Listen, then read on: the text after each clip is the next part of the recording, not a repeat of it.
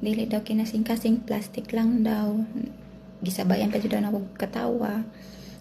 Mga par, tirahin natin tong mainit na isyo ngayon. So, pasok, intro!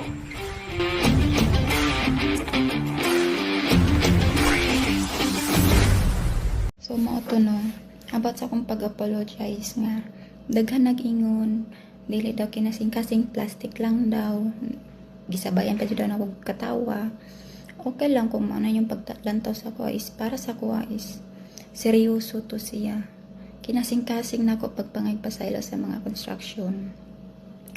Unta, para sa mga construction, tagaan ko ninyong chance nga pasayloon ko ninyo. Tao ra ko nagkamali. Dili man perfecto aning kalibutan na. Siguro na mali lang ko pag-pronounce ato. Actually, dili na ko intention na maka-insulto sa inyo, maka-down. Content ra jud to na ko.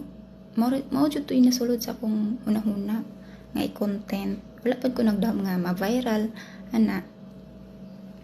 Actually, ako gikan pud ko sa pobre nga pamilya.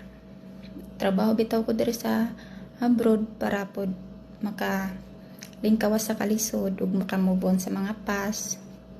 No. Unta no, wala ko na to magmubo ng tanan.